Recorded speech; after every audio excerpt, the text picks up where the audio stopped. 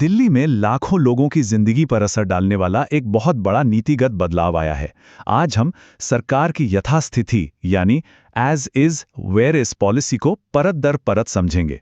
अगर आपकी कोई भी प्रॉपर्टी दिल्ली की किसी अनधिकृत कॉलोनी में है तो ये जानकारी आपके लिए बहुत ज्यादा जरूरी है।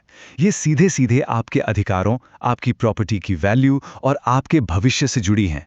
तो चलिए इसे गहराई से समझते हैं। सबसे पहले तो ये समझना होगा कि आखिर सरकार को ये पॉलिसी लाने की जरूरत पड़ी ही क्यों। देखिए, ये कोई अचानक लिया गया फैसला नहीं है, बल्कि एक बहुत बड़ी और सालों पुरानी समस्या का हल निकालने की कोशिश है। देखिए, कहानी शुरू हुई 2019 में, जब पीएम उदय योजना लॉन्च हुई। मकसद तो बहुत अच्छा था, लोगों को मालिकाना हक देना। लेकिन इसमें एक बहुत बड़ी अड़चन थी, और वो थी अनिवार्य लेआउट प्लान की शर्त। इस एक शर्त ने पूरी प्रक्रिया पर जैसे ब्रेक ही लगा दिया। नतीजा क्या हुआ? मार्च 2026 तक 45 लाख लोगों में से सिर्फ 40,000 लोगों को ही हक मिल पाया। ये साफ था कि पुराना सिस्टम पूरी तरह से फेल हो चुका था। तो सरकार ने एक नया प्रैक्टिकल नजरिया अपनाया, जो 3 मेन पिलर्स पर टिका था। पहला था पैमाना। 1511 कॉलोनियों में 45 लाख निवासियों के प्रॉपर्टी का नक्शा पास करना लगभग नामुमकिन काम था। दूसरा था गति। दशकों से जो प्रक्रिया अटकी हुई थी, उसे तेजी देना बहुत जरूरी था। और तीसरा और सबसे जरूरी था व्यावहारिकता, यानी जमीनी हकीकत को मानना कि इन घनी बसी कॉलोनियों में स्टैंडर्ड लेआउट प्लान लागू हो ही नहीं सकते। तो अब आते हैं इस पॉलिसी के सबसे जरूरी हिस्से पर। आखिर इस एज इज वेयर इज या यथास्थिति का असली मतलब क्या है? चलिए इसे बिल्कुल आसान भाषा में समझते हैं। आसान शब्दों में कहें तो सरकार प्रॉपर्टी को 2 लेवल पर स्वीकार कर रही है। पहला, उसकी वर्तमान भौतिक स्थिति, यानी घर जैसा बना है, जहां बना है वैसा ही। दूसरा, उसकी वर्तमान कानूनी स्थिति, यानी उस पर जो भी कानूनी देनदारियां या विवाद हैं उनके साथ। अब यहां सबसे जरूरी बात यह है कि सरकार घर में कोई तोड़फोड़ करने को नहीं कहेगी, लेकिन प्रॉपर्टी से जुड़ी सारी पुरानी देनदारियां, जैसे कोई पुराना बिजली का बिल या लोन, वो अब नए मालिक की जिम्मेदारी होगी। इस बात को गांठ बांध लीजिए। तो इस पॉलिसी के 2 पहलू हैं, एक सिक्के की तरह। एक तरफ सरकार आपके घर को फिजिकली स्वीकार कर रही है, चाहे गली पतली हो या कंस्ट्रक्शन पूरे प्लॉट पर हो। लेकिन दूसरी तरफ एक कानूनी सिद्धांत लागू होता है, क्रेता सावधान, जिसका सीधा मतलब है कि संपत्ति के साथ उसके सारे कानूनी झमेले और देनदारियां खरीदने वाले को ट्रांसफर हो जाती हैं। सरकार भविष्य के किसी भी विवाद की कोई गारंटी नहीं ले रही है। इस नए फैसले ने तो जैसे पूरा गेम ही बदल दिया है। जहां पहले एमसीडी से लेआउट प्लान अप्रूव कराना जरूरी था, अब उसकी कोई जरूरत नहीं। जमीन के इस्तेमाल की जो उलझनें थी, वो भी खत्म। अब सभी प्लॉट्स को रेजिडेंशियल ही माना जाएगा। और सबसे बड़ा बदलाव आया है स्पीड में। जो प्रक्रिया सालों तक अटकी रहती थी, अब उसके लिए कन्वेंस डीड जारी करने की सिर्फ 45 दिन की सख्त डेडलाइन तय कर दी गई है। चलिए अब उन फायदों की बात करते हैं जो इस पॉलिसी से सीधे सीधे प्रॉपर्टी ओनर्स को मिलने वाले हैं। और यकीन मानिए, ये वाकई में गेम चेंजर हैं। यहाँ 4 सबसे बड़े फायदे हैं। पहला, अब आपको जीपीए नहीं बल्कि एक पक्की कन्वेंस डीड मिलेगी, जो असली मालिकाना हक का कानूनी सबूत है। दूसरा, इसी डीड के आधार पर अब बैंक से होम लोन लेना मुमकिन हो जाएगा। तीसरा, लीगल स्टेटस मिलने से मार्केट में प्रॉपर्टी की कीमत और खरीदारों का भरोसा दोनों बढ़ेंगे।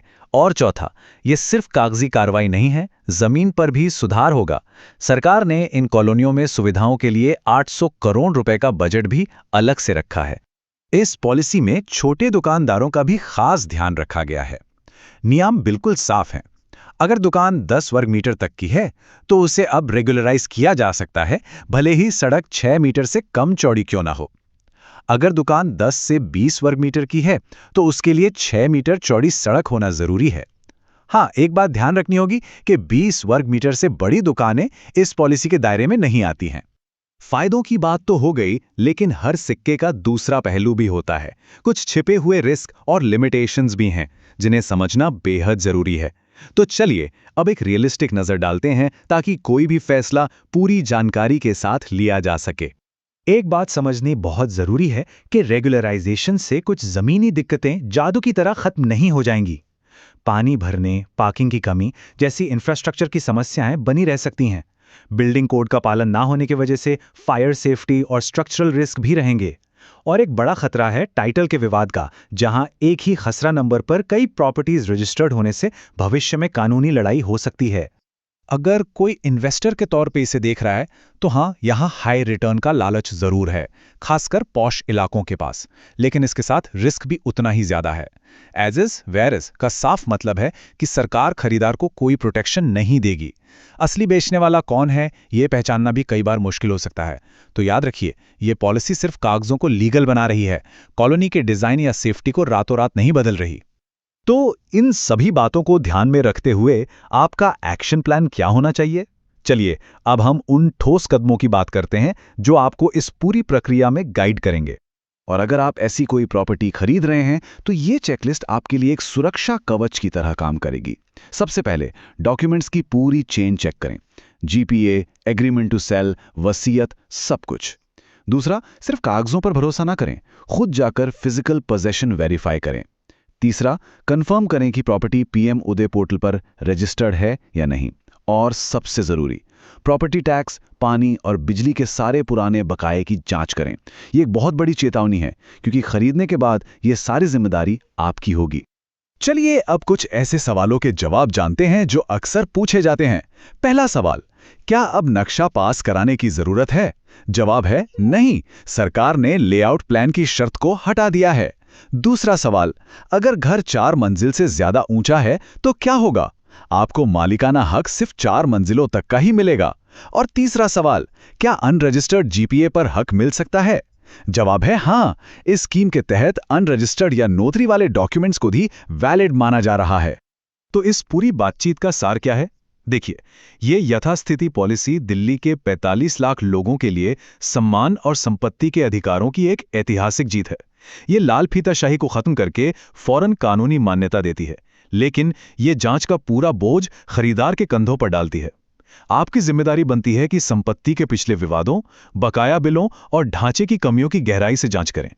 अंत में एक बात साफ है, इन कॉलोनियों में सुरक्षित निवेश की असली चाबी आपकी अपनी सूझबूझ और जांच पड़ताल है। तो अब सवाल यह है कि इस जानकारी को जानने के बाद आपका सबसे पहला वेरिफिकेशन स्टेप क्या होगा?